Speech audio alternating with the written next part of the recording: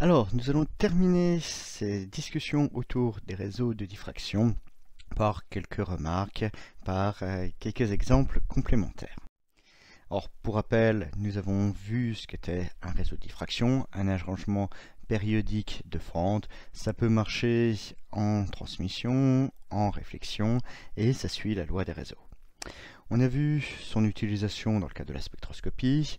On a vu aussi son existence dans le cadre de la nature, ou bien sur des exemples simples du quotidien, comme un lecteur de disque optique. Là, je voulais parler d'une des manières, il y a plusieurs manières qui existent, pour graver ces réseaux de diffraction. En effet, on veut avoir des écarts qui sont très faibles. Ça peut être de l'ordre du micron.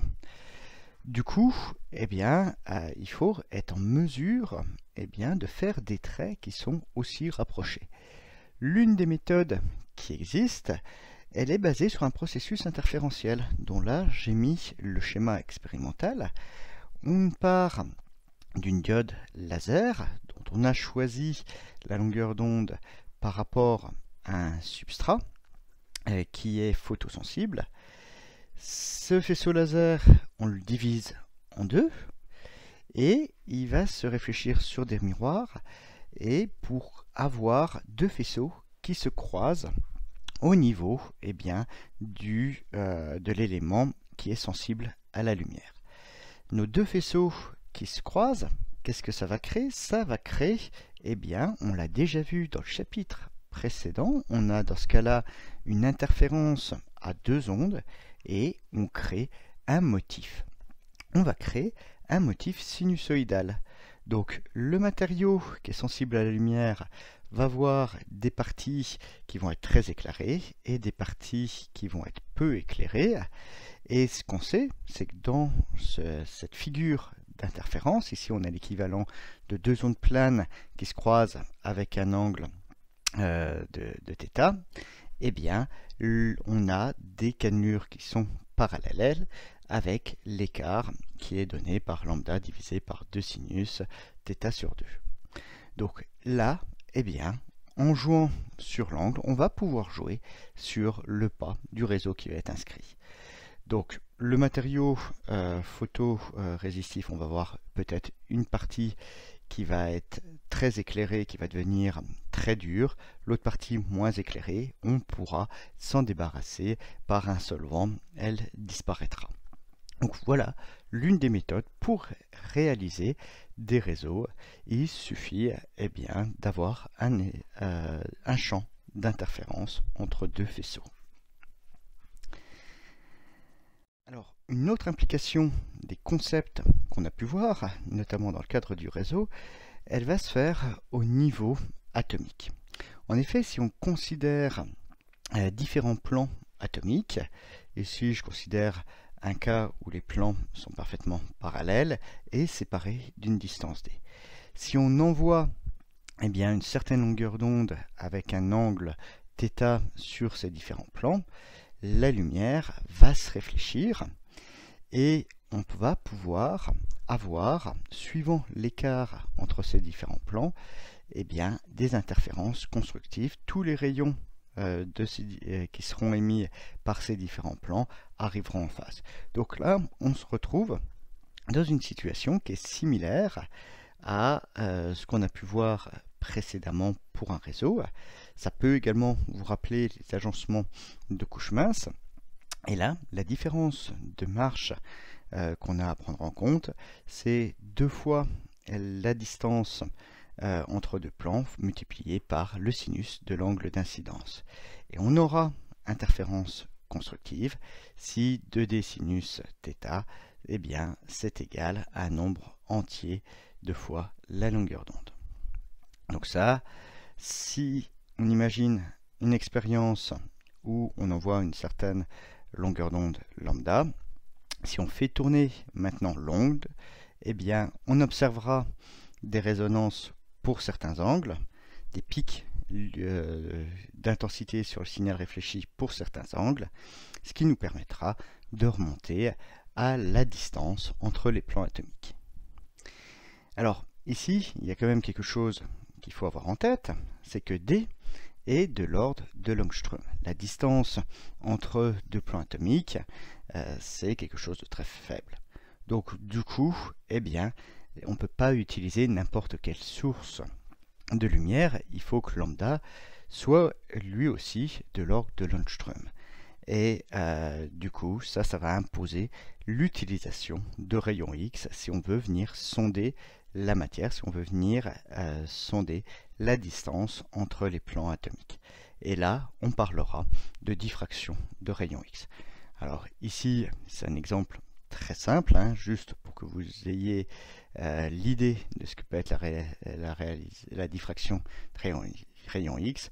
Bien sûr, en réalité, il faut considérer des agencements tridimensionnels avec des mailles plus complexes, donc les figures vont tout de suite être plus délicates à interpréter. Et l'interprétation d'une figure d'émission de diffraction X, ça demande une expérience certaine.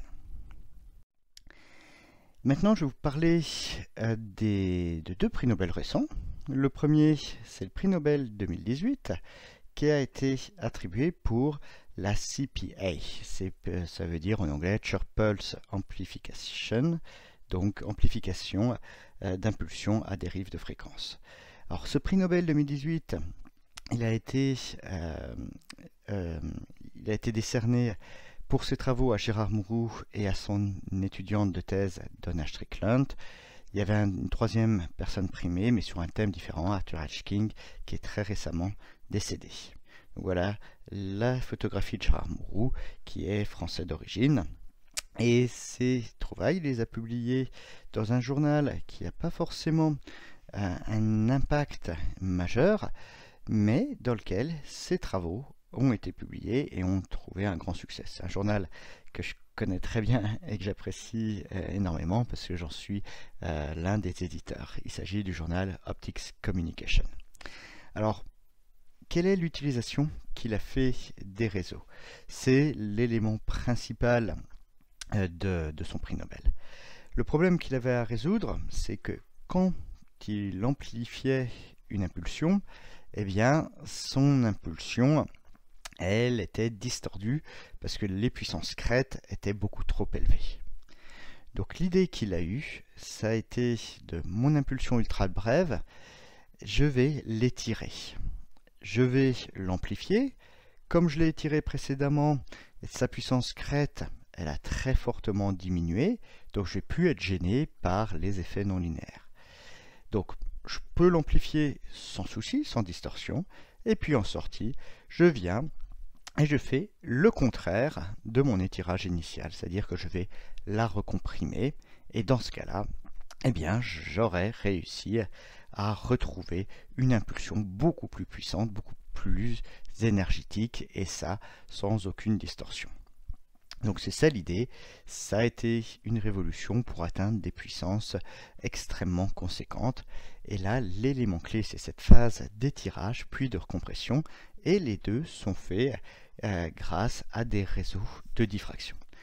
En effet, si on part d'une impulsion courte, eh bien l'impulsion courte, elle a un spectre qui est très, très large. Ça, on le sait de par les propriétés de la transformée de Fourier. Donc ce spectre très large, quand il va arriver sur un réseau de diffraction, eh bien, il va être étalé. Ce qui fait que les différentes composantes spectrales ne vont pas forcément avoir toutes le même temps de propagation.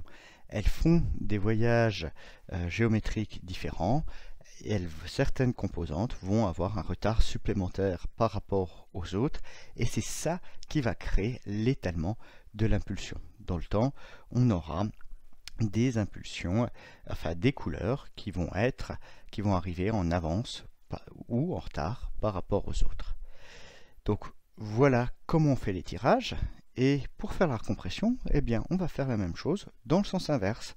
Donc cette fois-ci, on va s'arranger pour que ce soit les longueurs d'onde qui arrivaient initialement les dernières, qui maintenant arrivent les premières, et ça, on recompresse de cette manière les impulsions, et on retrouve la durée initiale. Entre les deux, on a gagné énormément en énergie. Le deuxième prix, c'était l'année dernière, c'était en 2019, et là c'est surtout les travaux de Mayor et Kellows pour des sujets a priori très loin de l'optique, c'est la détection d'exoplanètes. Alors comment ils ont fait? Donc ici c'est la photo de Didier Queloz. Eh bien, ils sont intéressés au spectre qui était émis par un astre, donc par un soleil. S'il y a une exoplanète, eh bien, le mouvement du soleil se fait par rapport au barycentre créé par l'exoplanète et par l'étoile qui bouge. Donc l'étoile en fait reste pas immobile, elle bouge autour du barycentre. Et quand on a un élément qui bouge, eh bien la fréquence d'émission, elle va varier suivant qu'elle s'approche ou bien qu'elle s'éloigne de la Terre. Donc du coup, si on regarde très précisément le spectre d'émission d'une étoile et qu'on voit des changements dans sa longueur d'onde d'émission, eh bien ce sera un signe de la présence d'une planète à ses alentours, la planète modifiera le mouvement, et c'est comme ça un moyen vraiment de détecter ces planètes. Les planètes, elles ont le problème, c'est qu'elles n'émettent pas de lumière, donc on ne peut pas forcément directement les voir, au contraire des étoiles. Donc là, encore une fois, une méthode optique qui tient un rôle principal, une méthode spectroscopique, et dans le montage de Queloz, il y avait des réseaux optiques qui ont permis comme ça d'avoir assez de précision pour mesurer ces décalages et cette vélocité, cette vitesse radiale que peut avoir l'étoile qui atteste de la présence d'une planète dans son voisinage. Bon, pour terminer, tous ces concepts qu'on a pu voir avec plusieurs sources qu'on a considérées cohérentes et lumineuses, c'était des sources issues de différentes fentes, et bien encore une fois, on est dans de la physique ondulatoire, donc c'est pas forcément restreint à l'optique. Et si on imagine ici une batterie de haut-parleurs qui sont alimentés par le même signal, donc qui émettent des signaux de manière cohérente, eh bien si on balade le détecteur en fonction de l'angle, eh bien on n'aura pas forcément le même son. On aura une direction privilégiée, c'est directement dans l'axe, et si on s'éloigne de l'axe, eh bien on verra que l'intensité elle chute rapidement. Et puis pour un angle ici qui est aux alentours de 65 degrés, on voit qu'on a beaucoup d'amplitude sur le son reçu. Donc ce qu'on a ici, c'est l'équivalent d'un réseau de diffraction dans le domaine de l'optique. Ici, on est dans le domaine de l'acoustique et on pourrait utiliser les mêmes concepts. On obtiendrait des formules telles que celle-là. C'est des formules qu'on va recroiser dans le chapitre suivant quand on fera le détail des calculs de la figure d'interférence qu'on peut avoir pour un réseau. Et on expliquera par exemple toutes ces petites oscillations qu'on peut voir dans les ailes des pics qu'on observe.